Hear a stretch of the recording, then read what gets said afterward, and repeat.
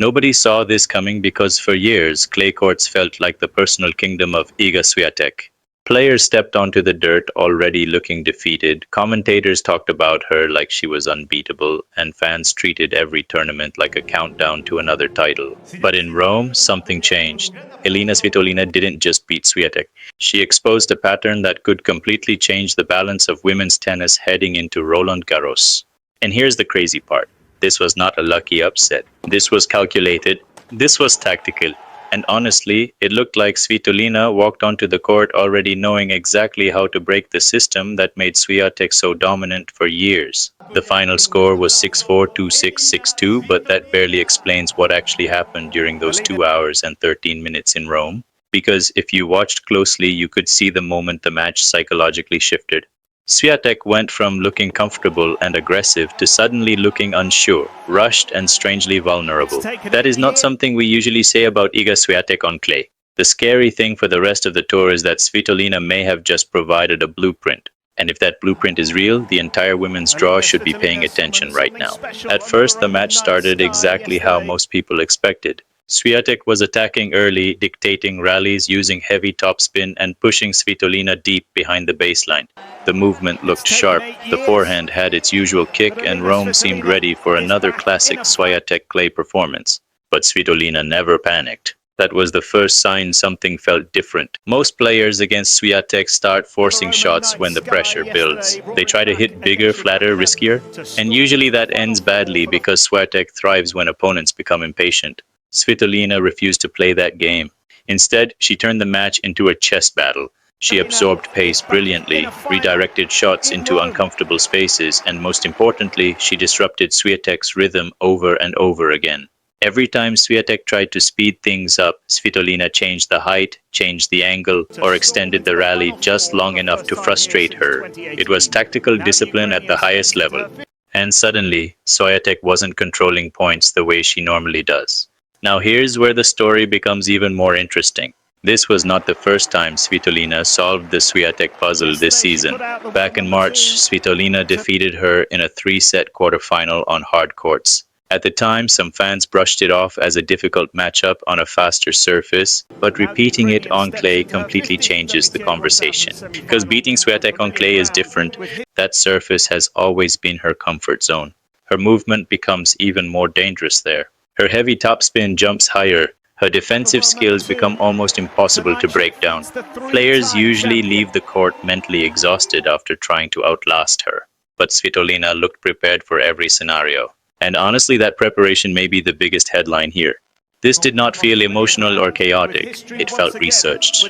There were moments where Swiatek hit her trademark heavy forehand cross-court, and Svitolina instantly redirected down the line before Swiatek could recover. There were long exchanges where Svitolina patiently waited for the exact short ball instead of forcing low-percentage winners. Even the serving patterns looked intentional. She constantly mixed placement to stop Swiatek from settling into return rhythm. That is elite-level tactical awareness, and it raises a bigger question nobody can ignore anymore. Are players finally starting to figure Swiatek out? Now, before people overreact, let's be clear. Swiatek is still one of the best players in the world and still one of the biggest threats at every clay event. She already showed her quality in Rome by destroying top players like Jessica Pegula and Naomi Osaka earlier in the tournament. Those performances reminded everyone why she has dominated this era on clay. But deep tournaments are starting to reveal cracks. That's the key difference. When matches become physically demanding, emotionally stressful, and tactically complicated, opponents are beginning to find ways to drag Swiatek into uncomfortable territory. We also saw signs of this during her recent loss to Mirra Andreeva, and now Svitolina has done it again. Different player, different style, same outcome. That should concern Swiatek's team. Because the old aura of invincibility feels slightly weaker now. You could actually see frustration building throughout the match. Swiatek started rushing points, missing routine shots, and reacting emotionally after long rallies. That usually happens when elite players feel control slipping away. Svitolina sensed it immediately. The third set was where the mental battle became obvious. Instead of playing cautiously, Svitolina became even more aggressive in the smartest possible way. Not reckless aggression. Controlled aggression. She attacked short balls early, stepped into returns, and forced Swiatek to defend far more often than usual. That completely flipped the dynamic. Normally on clay, Swiatek is the one pushing opponents side to side until they crack physically. But in that final set, there were moments where Swiatek looked like the player searching for answers. That almost never happens in Rome. And honestly, you have to give enormous credit to Svitolina's physical condition too. Remember, this was not an easy path to the semi-final. Before facing Swiatek, she survived another brutal three-set battle against Elena Rybakina. That match alone could have drained most players mentally and physically. Rybakina hits with relentless power, takes time away, and forces opponents into exhausting defensive positions. Yet somehow Svitolina looked fresh again against Swiatek. That says a lot about her preparation. And maybe even more about her motivation. Because there's a feeling around Svitolina right now that she genuinely believes she can beat anyone on tour. You can see it in her body language. You can hear it in the calmness between points. She is no longer entering big matches hoping to compete. She expects to win. That mentality changes everything, and it's honestly one of the most dangerous qualities a player can develop late in their career. Experience starts combining with tactical intelligence and emotional control. Suddenly, younger stars with bigger power games are dealing with someone who understands momentum better than almost anyone. That's exactly what happened in Rome. Svitolina understood the emotional flow of the match better than Swiatek did. Whenever Swiatek grabbed momentum, Svitolina slowed things down just enough to reset mentally. Whenever Swiatek looked frustrated, Svitolina increased pressure immediately instead of backing away. Those are veteran instincts.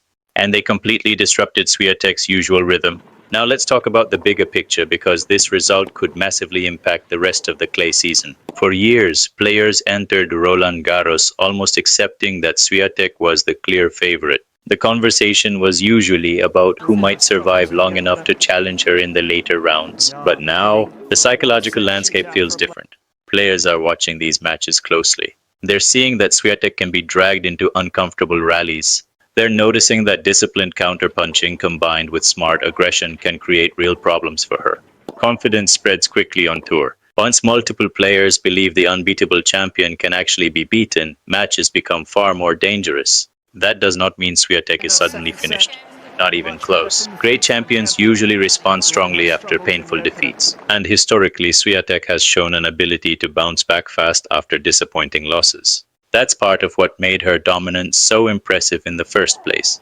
But the pressure is definitely growing now, because every new loss creates more questions. Is the tour adapting to her patterns? Has the mental pressure of defending titles started affecting her?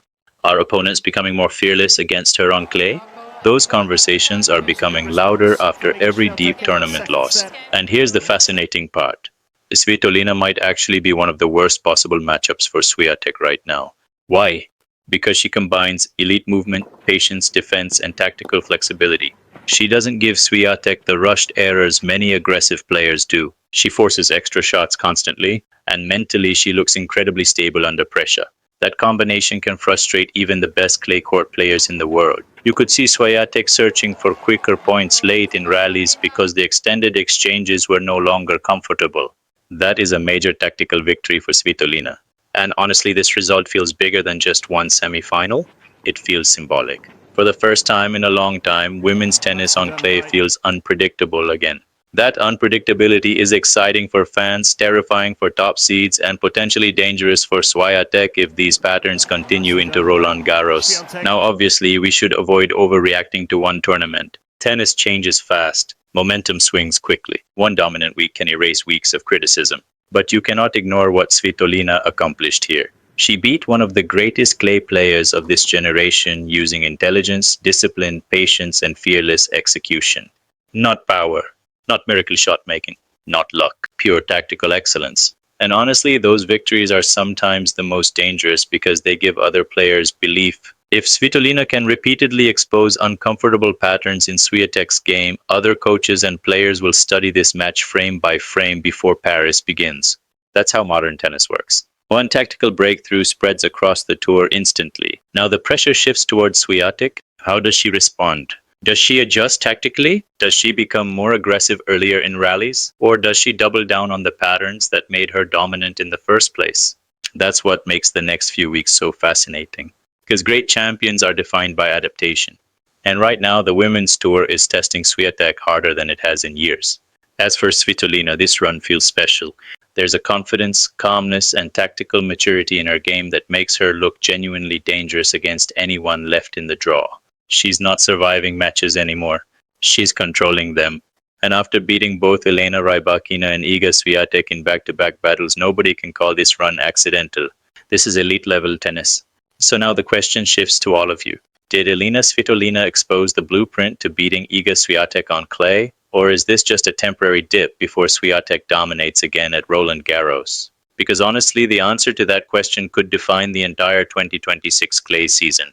And if this rivalry keeps growing, women's tennis may have just found its most fascinating storyline yet. TennisIQ is where we break down the biggest stories, hidden patterns, and emotional battles shaping the tennis world. So stay tuned because this clay season is just getting started.